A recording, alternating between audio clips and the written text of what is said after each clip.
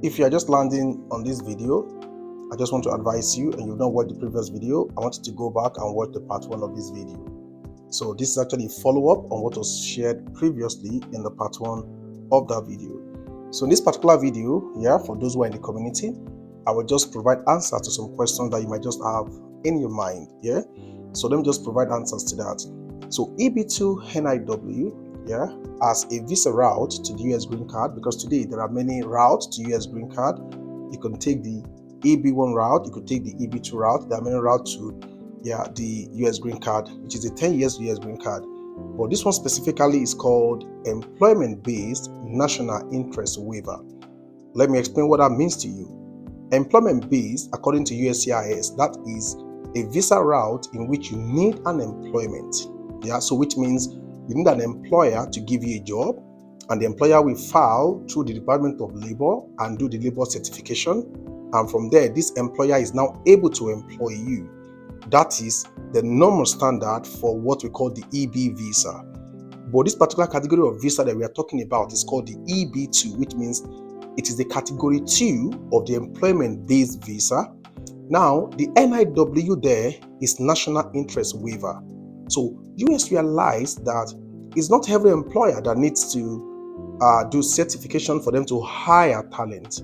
They now look at it that there are also other talents there that they want to attract into United States who do not need to look for job before they get to United States. That is why they created this particular class of visa routes, which means you don't need an employer. Please remember once again, you don't need an employer for you to get on EB2 NIW. You don't need an employer, number one. Number two, you don't need a lawyer at all for this whole process.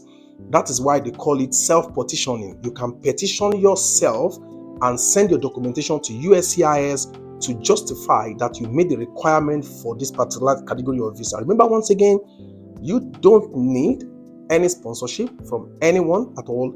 You don't even need a lawyer. It's not mandatory. If you use a lawyer or a consultant like us, it's just to help you push your application better. This is what you need to do. Now, that is all about the EB2 NIW. So don't ask that question anymore. That is the answer for you directly. Now, the requirement, I've talked about that already. The requirement is very simple. If you have master degrees, then you qualify.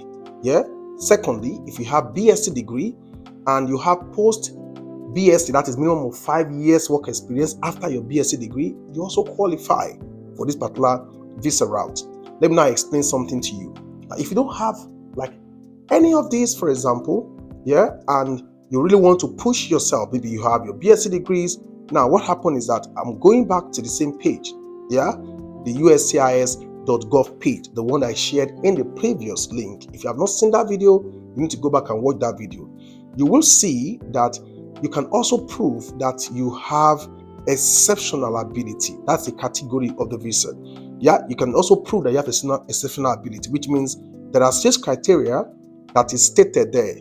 And the requirement says you can meet 3 of the 6 criteria, which means if you don't have master degree, for example, and you don't have BSc degree, for example, what you can do is that you can actually prove yourself to be an exceptional person, which means you have exceptional ability by proving 3 of these 6 requirements. What are these 6 requirements? Number 1 is official academic record showing that you have a degree, diploma, certificate, or similar award from a college, university, school, or other institution of learning, which means if you have done a training before, you can justify that by putting that in your record. Second one is a letter from current employer or former employer documenting that you have at least 10 years of full-time experience. That's the second one. If you can get that letter, you can prove that.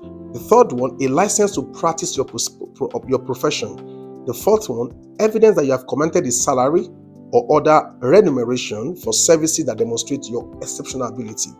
The fifth one is membership in a professional association.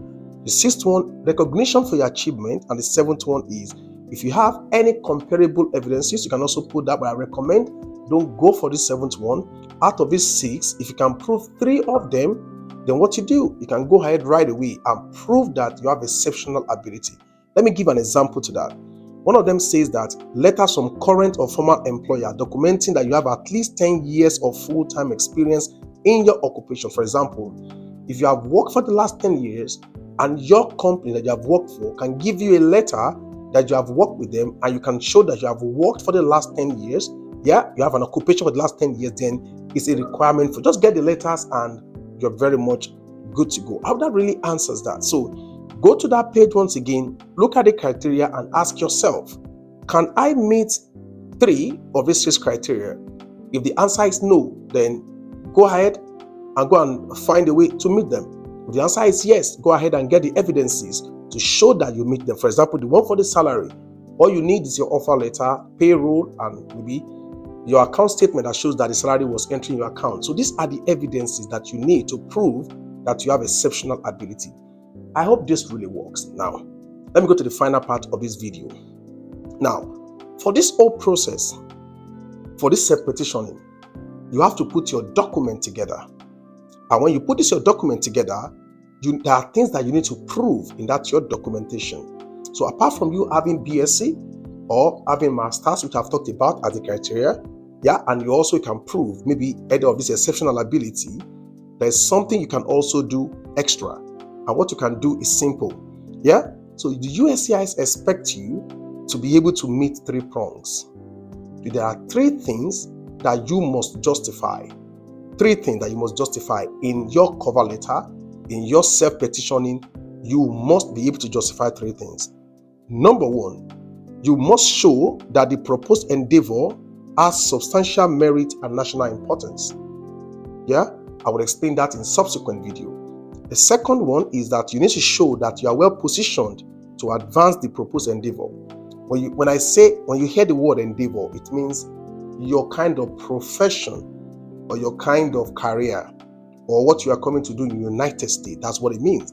And the third one, you need to show that on balance, that you will be beneficial to United States to waive the job requirement of job offer and also labor certification. Remember, I explained this earlier in the video. Now, if you can prove these 3, then you're good to go. Now, proving them is actually where sometimes you need to study more, you need to read more, you need to do a lot of research, or sometimes stay in a community like this to ask questions. Yeah, and that is the way you go ahead and do that. And if you look at it, it means that nearly most professions today, right, they are actually valuable to any country. You just need to justify that your endeavor has national importance. Then I will talk about that in subsequent video.